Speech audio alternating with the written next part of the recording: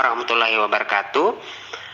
Bersyukur kepada Allah dengan mengucapkan alhamdulillah, bersalawat kepada baginda Nabiullah Muhammad sallallahu alaihi wasallam dengan mengucapkan Allahumma shalli ala sayyidina Muhammad. Sebelumnya perkenalkan, nama saya Sukran, mahasiswa dari Fakultas Tarbiyah dan Ilmu Keguruan, Prodi Manajemen Pendidikan Islam, dengan NIM 1902060045, kelas MPI 6B. Langsung saja saya akan membahas materi pertama mengenai tentang proses manajemen pendidik dan tenaga kependidikan. Nah, dalam organisasi pendidikan, tenaga pendidik dan kependidikan ini merupakan sumber daya manusia yang sangat berperan penting dalam mewujudkan tujuan pendidikan nasional. Nah, manajemen tenaga pendidik dan kependidikan adalah aktivitas yang harus dilakukan mulai dari tenaga pendidik dan kependidikan itu masuk ke dalam organisasi pendidikan sampai akhirnya berhenti. Adapun proses-proses manajemen tenaga pendidik dan kependidikan, jadi proses-proses manajemen tenaga pendidik dan kependidikan itu ada beberapa tahap. Yang pertama itu ada perencanaan pegawai.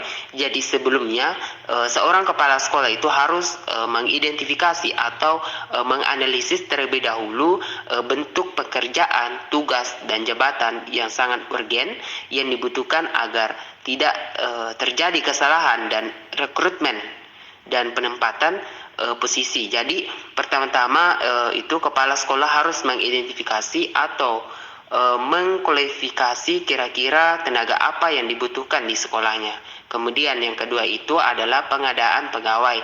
Jadi setelah melakukan rekrutmen dan banyak pelamar yang mendaftarkan diri, kepala sekolah itu harus melakukan penyaringan atau seleksi calon-calon tenaga kependidikan melalui teks tulis, teks lisan maupun praktek agar mendapatkan tenaga kependidikan yang handal dan sesuai dengan klasifikasi dan kualifikasi yang dibutuhkan. Kemudian tahap selanjutnya yaitu ada pembinaan dan pengembangan pegawai. Nah, kegiatan ini itu sangat penting atau sangat diperlukan untuk dilakukan bagi seorang kepala sekolah apabila di perjalanan karir dan masa tugas para tenaga pendidik dan kependidikan tersebut mengalami kemunduran dan melemahnya kinerja mereka yang mengakibatkan turunnya kualitas kinerja mereka. Jadi pembinaan itu diperlukan dilakukan untuk memotivasi mereka agar mereka itu semangat kerjanya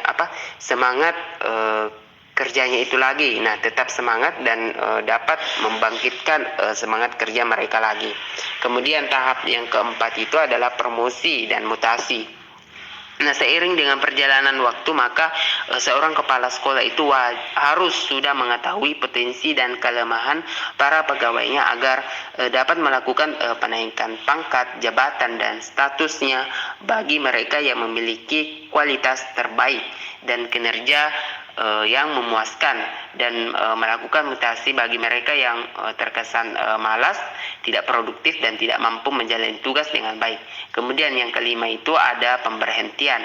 Yang dimaksud dengan pemberhentian di sini adalah pencopotan atau pelepasan seseorang dari tugas dan tanggung jawab yang diputuskan oleh pimpinan atau kepala sekolah karena hal dan sebab tertentu. Dan yang terakhir itu adalah penghargaan atau kompensasi. Yang dimaksud dengan kompensasi di sini adalah balas jasa yang diberikan organisasi kepada pegawai yang dapat dinilai dengan uang dan mempunyai kecenderungan diberikannya secara tetap. Nah, bentuk kompensasi tersebut dapat berupa gaji, tunjangan, dan fasilitas hidup. Dan materi yang kedua itu adalah tentang proses manajemen kurikulum. Nah, manajemen kurikulum itu adalah sebuah bentuk usaha atau upaya bersama untuk memperlancar pencapaian tujuan pengajaran, khususnya usaha meningkatkan kualitas interaksi belajar mengajar. Nah, dalam upaya-upaya tersebut diperlukan adanya evaluasi, perencanaan, dan pelaksanaan yang merupakan satuan rangkaian yang tidak dapat dipisahkan. Nah, pengelolaan kurikulum itu harus diarahkan agar proses pembelajaran itu berjalan dengan baik, baik dengan tolak ukur pencapaian tujuan oleh siswa. Nah, pelaksanaan kurikulum harus diarahkan agar proses pembelajaran itu berjalan dengan baik dengan tolak ukur pencapaian tujuan oleh siswa. Jadi bagaimana strateginya itu agar tujuan pembelajaran itu dapat tercapai. Guru perlu itu didorong untuk terus menyempurnakan strategi tersebut. Itu seperti yang pertama itu perencanaan kurikulum itu dimulai dari pengembangan silabus dengan merancang pembelajaran yang berisi rencana materi ajar, pengelompokan materi dan penyajian materi. Hal ini dapat dilihat dari program tahunan, program semester, rencana pelaksanaan pembelajaran dan ketuntasan minimal. Yang kedua adalah pelaksanaan kurikulum yang dilakukan oleh guru untuk melaksanakan pembelajaran yang meliputi penugasan guru, pemberian tugas tambahan, penyusunan jadwal, pengisian absen guru dan siswa, penetapan kegiatan ekstrakurikuler, dan peran guru dalam pelaksanaan kurikulum juga pengambilan keputusan dan mengimplementasikan program pengajaran. Dan materi yang terakhir itu mengenai tentang proses manajemen sarana prasarana. Jadi manajemen sarana prasarana ini adalah suatu kegiatan untuk mengatur atau mengelola alat yang secara langsung atau tidak langsung dipergunakan untuk menunjang kegiatan belajar mengajar atau kegiatan lain yang terjadi di sekolah. Nah, proses manajemen sarana prasarana pendidikan ini merupakan proses kerjasama pendayagunaan semua sarana dan prasarana pendidikan secara efektif dan efisien. Nah, satu hal yang perlu dipertegas bahwa manajemen sarana dan prasarana ini merupakan suatu proses yang terdiri dari langkah-langkah tertentu secara sistematis. Nah, adapun proses manajemen sarana dan prasarana sekolah dapat dijelaskan bahwa dalam manajemen sarana dan prasarana pendidikan di sekolah berkaitan erat dengan aktivitas-aktivitas pengadaan, pendistribusian, penggunaan dan pemeliharaan, inventaris serta penghapusan sarana dan prasarana pendidikan. Hal ini menunjukkan bahwa perlu adanya suatu proses dan keahlian di dalam pengelolaannya, karena jika tidak dikelola dengan baik dan tepat maka para personel sekolah tidak akan bisa menggunakannya secara maksimal dalam proses pembelajaran.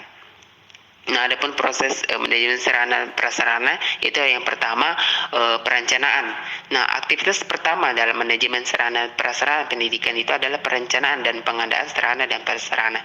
Nah, kegiatan ini biasanya dilakukan untuk memenuhi kebutuhan sesuai dengan perkembangan pendidikan yang ada di sekolah. Nah, menggantikan barang-barang yang rusak, hilang, dihapuskan oleh sebab-sebab yang lain yang dapat dipertanggungjawabkan sehingga memerlukan pergantian. Yang kedua adalah pengadaan. Nah, pengadaan sarana dan prasarana pendidikan pada dasarnya merupakan upaya yang merealisasikan rencana pengadaan sarana dan prasarana yang telah disusun sebelumnya. Nah, seringkali sekolah mendapatkan bantuan sarana dan prasarana pendidikan dari pemerintah.